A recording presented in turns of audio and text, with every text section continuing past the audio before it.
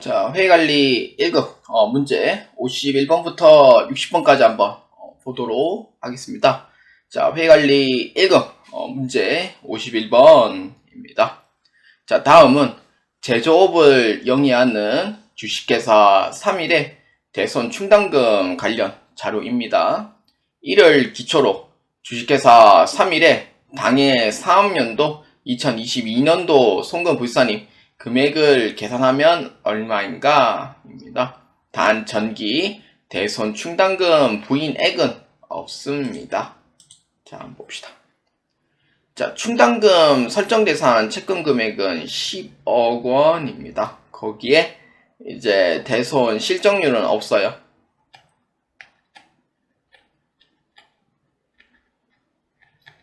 없고, 그 다음에 설정률을 1%로 잡아줍니다. 그래서 이 둘 중에 하나 큰 걸로 이제 세무로 따져요. 세무상 이제 봤을 때 1%만큼 설정을 하기 때문에 그럼 이게 얼마냐면은 1000만 원이 됩니다. 요게 이제 세무상 이제 한도액으로 보시면 되고요. 자, 그 다음에 대손 충당금 요 니은자 한번 보겠습니다. 기초 잔액이 이제 3천만 원이고요. 그 대손 발생액이 5천만 원이고요. 자, 문제 이거 주어진 대로 하세요, 그냥. 그 다음에 추가 설정은 6천만 원이고, 그럼 여기 대차 평균의 원리에 의해서 차변과 대변이 9천만 원 맞아야 되잖아요. 그래서 기말 금액은 4천만 원입니다. 게다가 이제 세무는 그 보충법으로 적용하지 않고요. 총회법을 적용을 해요. 그러니까 이 뜻은 뭐냐면은 예를 들어서 쉽게 설명하자면은 항아리 신주단지가 있는데 지금 기초잔액이 3천만 원 있잖아요. 3천만 원 있는데 지금 대손이 발생했잖아요.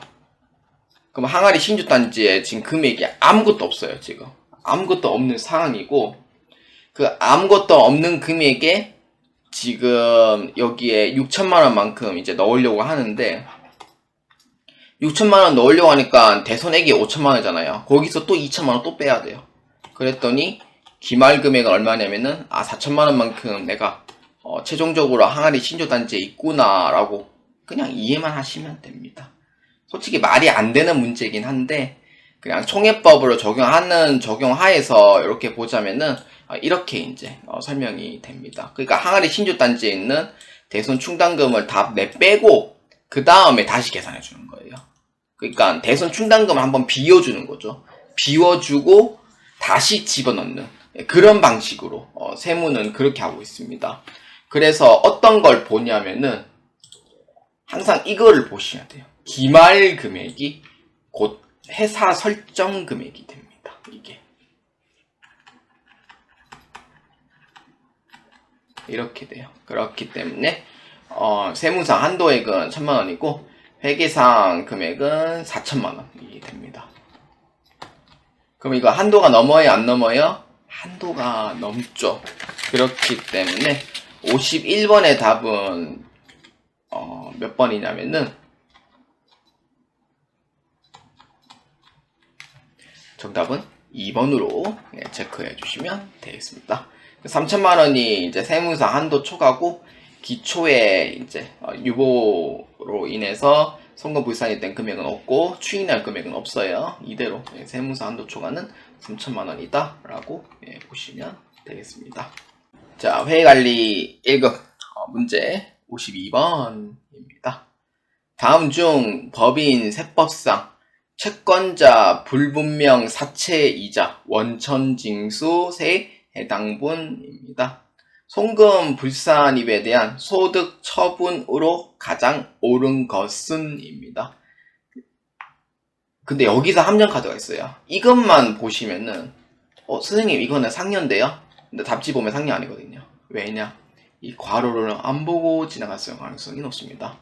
자, 채권자 불분명 사채이자는 몰래는 대표자 책임으로 묻지만 원천징수 했네 라는 뜻은 양심적으로 그래도 세금 신고를 했네 라고 생각을 해요. 그래서 상여에서 이를 낮춰줍니다. 어떻게? 기타 사회유출로 소득 처분을 해요. 기타 사회유출로 소득처분을 하면은 개인에 대한 기속은 없어요. 그렇기 때문에 이제 낮춰주는 거죠. 예, 낮춰주는 거고, 상녀인 경우에는 그 근로소득세를 또 신고를 해야 되기 때문에 이중으로 부과를 하거든요. 그래서 상녀가 이제 이중으로 이제 한다고 치면은 기타 사유출은 그냥 법인에서 그냥 한번 하고 끝내버리는 거예요. 양심적으로 세금 신고했으니까. 그래서 기타 사유출로 하기 때문에 정답은 4번으로 체크해 주시면 되겠습니다. 여기 제 위에 원천징수세 해당분 요거 잘 보아주세요. 자, 회계관리 1급 문제 53번입니다. 법인 세법상 부당행위 계산의 부인에 관한 설명으로 가장 올바르지 않은 것은 입니다. 부당행위 계산입니다. 자, 1번 한번 보겠습니다. 법인 세법상 특수관계인에서는 해당 법인의 출자자, 소액주주 포함입니다. 임원 및 계열 회사 등이 있다. 자, 53번의 1번에 대한 부분은 사실상 틀렸죠. 왜냐하면은 소액주주는 사실 포함시키진 않고요. 계열 회사 같은 경우에는 뭐라 해야 되지?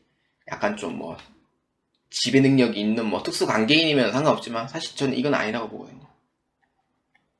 특수관계인이라고 하면은 누굴 뜻하면은 대표이사나 아니면은 배우자, 그 다음에 직계존속, 그 다음에 사촌 이내의 혈족, 반계혈족 다 포함해요. 그렇기 때문에 이런 것에 이제 해당이 되는 거지.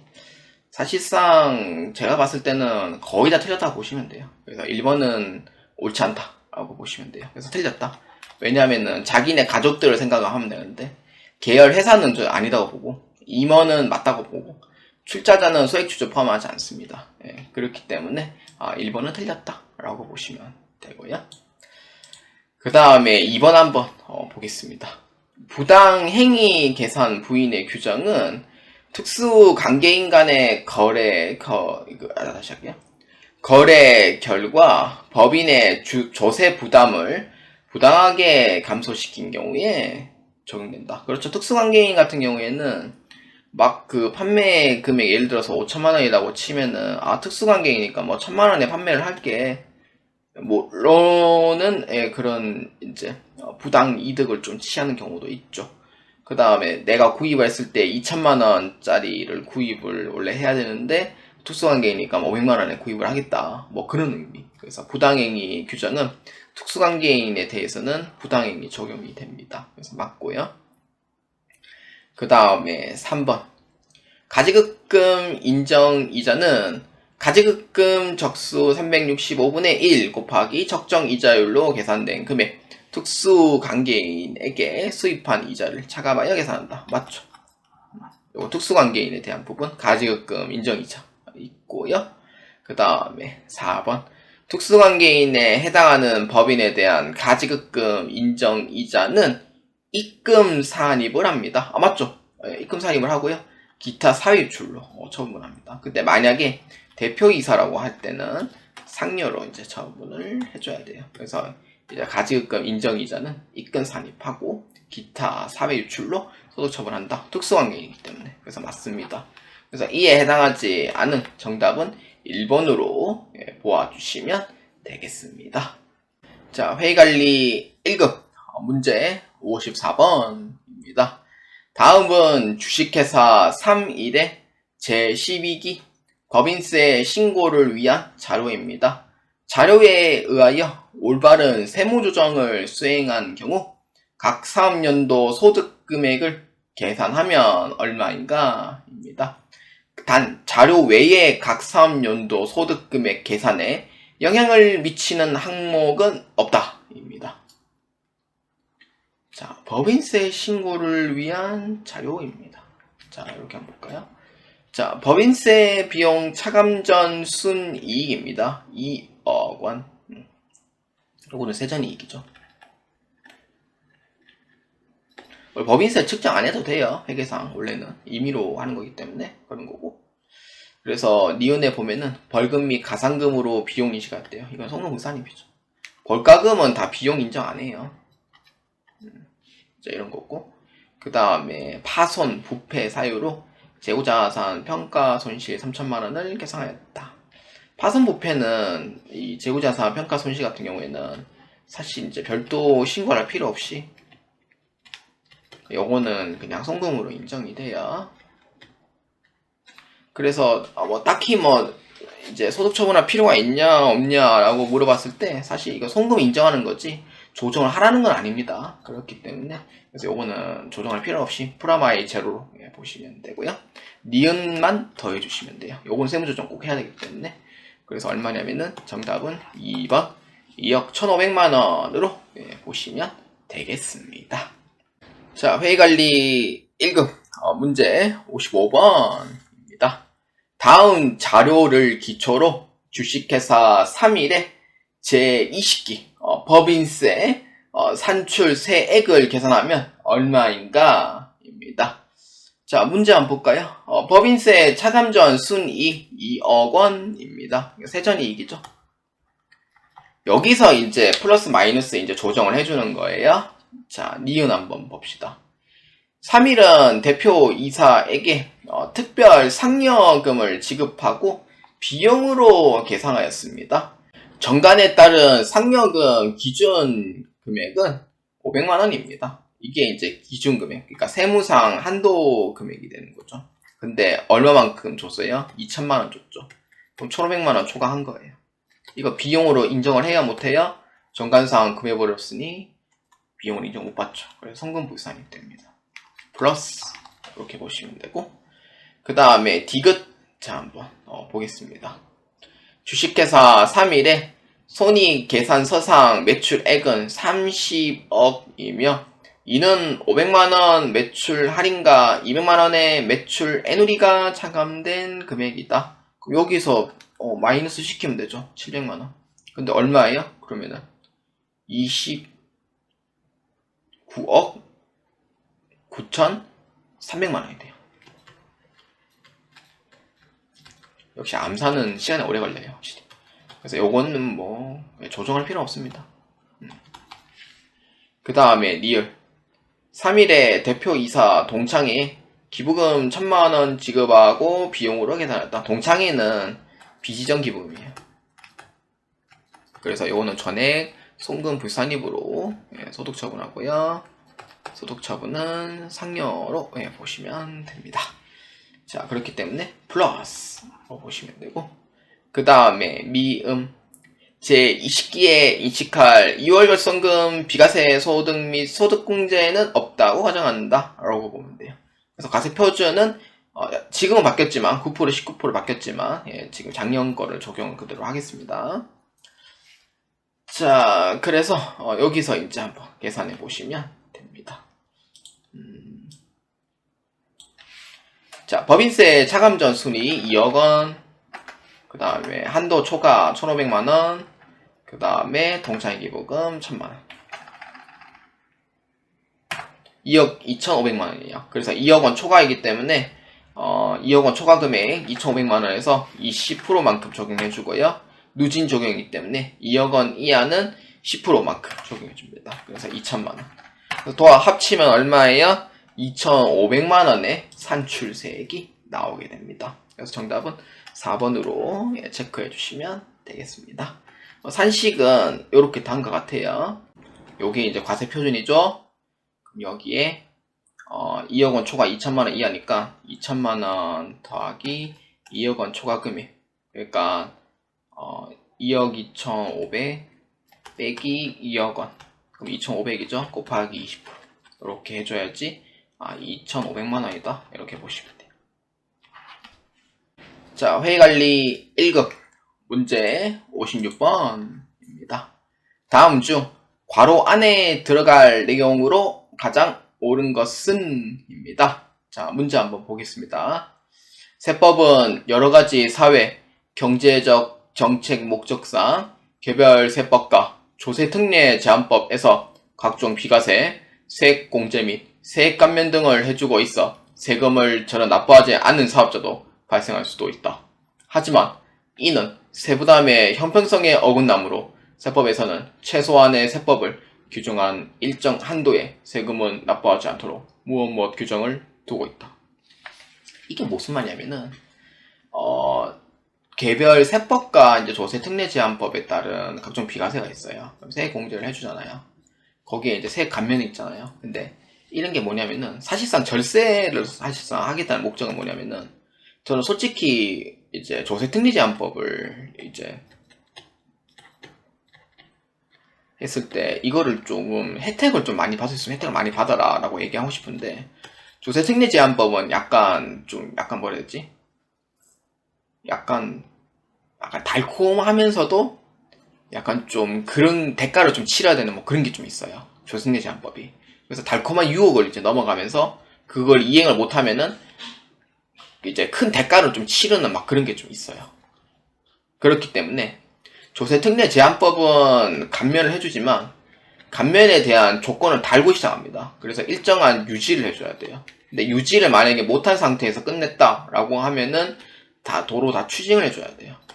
그래서 감면을 받을 때는 룰루랄라 이제 신나면서 좋은데 근데 문제는 이제 그걸 유지를 할 수 있냐에 대한 능력이 있을 때는 조세특례제한법을 해주는 게 맞아요. 그래서 감면을 받고 룰루랄라 하면서 절세를 하는 거죠. 저는 좋다고 봐요. 저는 좋다고 보는데 근데 그걸 못 넘겼을 때 이제 추징이 이제 가는 거죠. 그런 걸 빼고 얘기하자면은 그러면은 절세를 하는 입장에서는 조세특례제한법을 이제 대폭 이렇게 이제 수용을 해가지고 세금 자체에 대한 납부를 엄청 줄이는 거죠. 그러니까 얘가 예를 들어서 내가 세금 납부를 200만원 해야 될 부분을 이제 한 진짜 줄여가지고 거의 한 40만원, 20만원? 그렇지, 20만원 납부한다고 쳐. 솔직히 법인 입장에서는 진짜 그거거든요. 꿀단지거든요, 진짜로. 그래서 꿀단지기 때문에 그래서 나한테는 좋단 말이에요. 근데 이제 세무서 입장에서는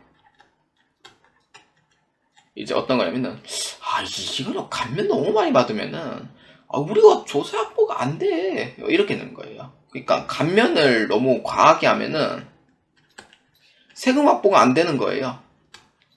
그렇기 때문에 이제 사정사정 비는 거죠. 저 죄송한데요. 저 이거 세금 확보가 너무 안 돼서요. 그냥 최소한의 그냥 최소 금액만큼 그냥 납부는 좀 부탁드려요. 이렇게 이제 사정사정 하는 거죠. 이게 뭐예요? 최소 금액만큼 납부를 부탁한다. 뭐예요? 최저한수예요.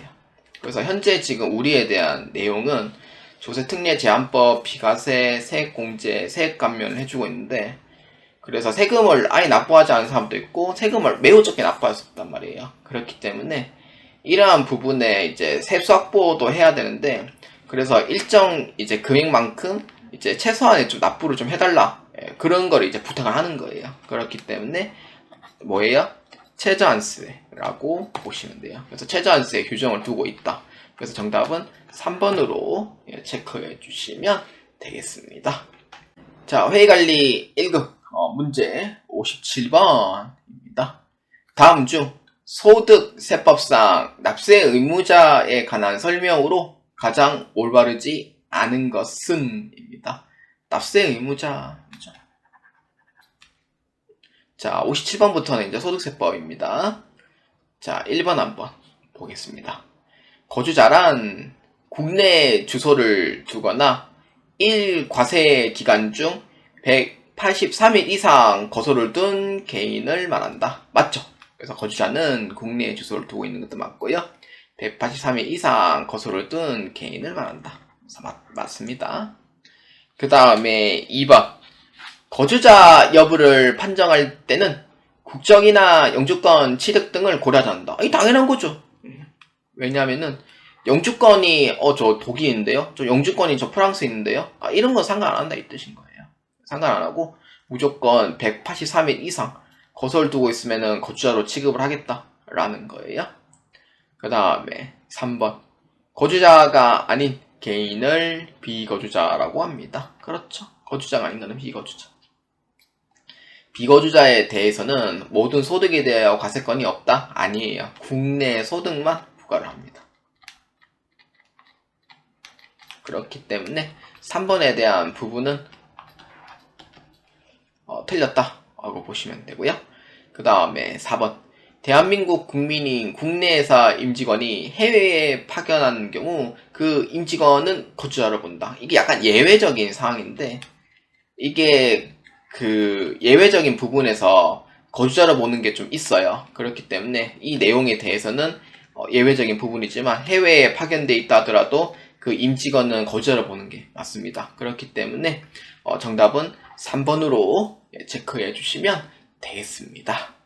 자, 회의관리 1급 문제 58번입니다.